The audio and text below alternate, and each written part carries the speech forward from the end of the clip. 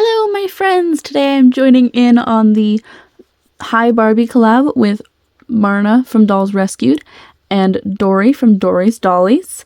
And this month's theme is DIY Easter. So I'm going to show you how I made these cute little bunny ears. What I'm using today is just some elastic. I think I harvested this off of an old piece of clothing, but you can buy elastic pretty much anywhere. Some fleece fabric, and this has a little bit of a stretch to it, but it doesn't really need to. This is left over from a blanket my mom made me, and then I sketched out and cut out the shape of a bunny ear out of paper. And you can like trace it off of your phone or something like that if you don't want to sketch it by eye, but I just sketched this out. So what you're gonna want to do is trace it on your fabric like this, and then flip it over and trace another one. I just traced it in pen because chalk doesn't really show up on here, and neither does pencil, but pen works. I did Sharpie before, and Sharpie is not the best idea. Anyway, so then you're going to take the fabric and fold it over. So now you have 2 layers. And then we're going to pin the 2 layers together inside of the ears and cut them out just like that. Tip, cut it a little bit longer than your trace.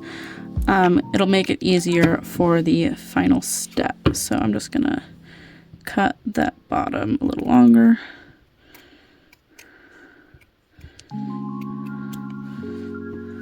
So our ears are just a little bit longer than what we originally drew.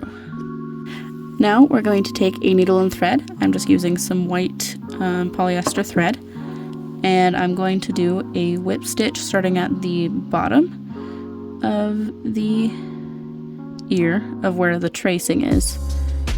And let's lock that stitch in.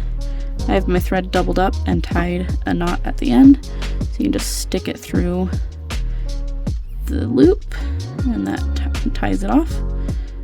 And then you just keep going in from the same side, from the bottom is what I'm doing. In and around until you get all the way around the ear, back down to the bottom of your tracing. You could do this with a sewing machine, and I usually prefer doing things with a sewing machine, but because it's so small, I have a hard time controlling it and getting it to sew where I want it to, and it ends up just not looking as good. When I do hand sew, it's usually a whip stitch because it's easiest, and I really should be wearing my wrist braces because this aggravates my tendinitis. But see, I've done along here already. Almost halfway there, about 1/4 of the way there. And a lot of times I watch stuff while I hand sew. Actually, I watch stuff while I'm sewing on my machine too. It's just kind of repetitive movement. And a machine, again, does it a lot faster. I just can't control the speed as easily as I would like on my machine. And I don't have the best reflexes to get it to move how I want it to. So this just turns out looking better with something this small. When I thread a needle, just in case someone watching doesn't know, so you stick it through that tiny little eye, which this has got a bigger eye than most needles, and then I double it over and pull as much thread as I need. And I like to grab more than I need. Can always use it for another project if there's extra when I'm done. Snip it, and then tie the 2 ends in a knot, like so. And then you're ready to keep going. Back in here with the ear where I left off. Other side. Doesn't really matter, but back through the loop of the thread that we just created, and tight it. Alright, so I finished this ear. Now I'll show you again how I tie off the thread. Stick the needle through the fabric, and then I wrap the string around the needle 2 or 3 times. Sometimes more, but more than 3 is usually a little bulky. And then you just carefully tighten the thread and it'll create a knot right there so it won't come undone. Alright, so now both of my ears are sewn together. Next, what we're going to do is take a chopstick or just something long and skinny, and we're going to turn them inside out. And this would be a lot easier if the ears were bigger. So if I'd thought about it, I probably would have actually made these bigger so that I could actually even add the little white bit on the inside of the ears. But I don't feel like making another pair tonight. So just kind of shimmy it through. It keeps bouncing off. It's hard to do it at this angle. Usually I'll do it on my lap, but I'm trying to show you guys. So I usually like pull it apart and then try and stick it through on the sewn side. So once you get that turned inside out, and I actually made these smaller than I made my first pair. Yeah.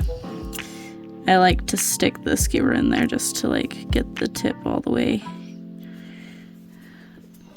out and kind of make it look nice. And then let's get started on the next one. Hopefully this one will be easier, because that one was really difficult. So yeah, if you're working with a chopstick, I recommend making these ears bigger than what I did. I used the same pattern for both pairs, but I guess I cut these out smaller than I cut the other ones out.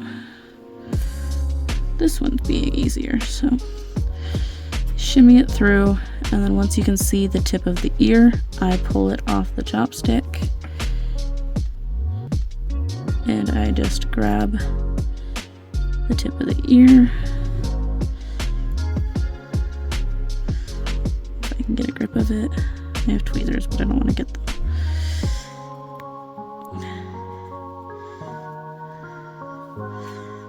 There we go. And then you can grab it and turn it inside out, or right side out, and then use the chopstick to get it right again. Now, right here is an option. It's optional, and I was going to do it with my first pair, but you can either like sew this down, or what I was going to do is I was going to take some wire or like a twist tie and put it in here. So I think I'm going to do that. Let me see if I can find a twist tie or something. Okay, so I found a twist tie. I'm just going to cut it in half. So I'm going to fold it.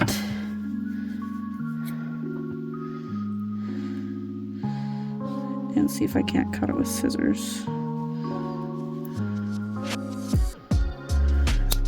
Yep, pretty easy. Twist ties are pretty thin wire. And then I'll just stick this up in the ear. So then my ear is posable. I just realized I did that off camera, so let me show you on this side. Just stick it up through the bottom. And now the ear is posable. Super cute. Now we're going to set these aside for a moment and take our elastic. I just have it rolled in a ball and then I use a pin to hold it together. And we're going to measure this around the doll's head. So let me grab a doll really quick. So we're going to measure it under their hair and over like a headband. And I want it to be a little stretched. So we're going to cut it right there. Put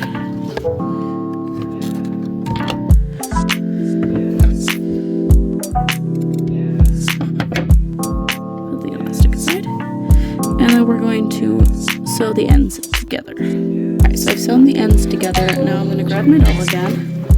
And we're going to put it on her. Just like how we measured it, like a little headband. I'm going to put the seam underneath her hair, and we're going to put it on her head to kind of figure out where exactly we want the ears to sit. I think we're going to do these right here.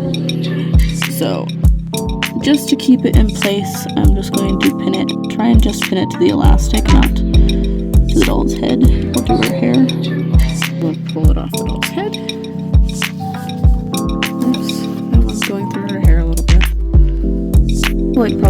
get with like a pencil or something on the elastic.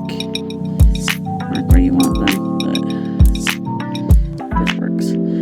And then we're going to take these little flaps that we left and fold them under the elastic and sew them together, and that's how we'll attach the ears. I also try to catch the elastic a little bit as I do that, so let me grab my needle. And there we go.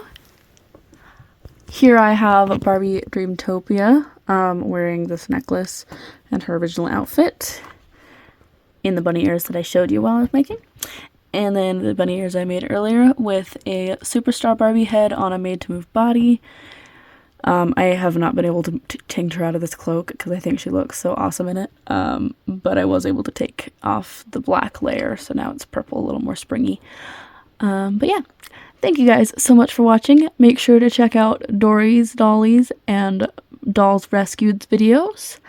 I'll put their channels down below, and if you made a video for today, put it down in the comments, and I'll go check it out. Thank you guys so much for watching, and remember, you're never too old for dolls. Bye!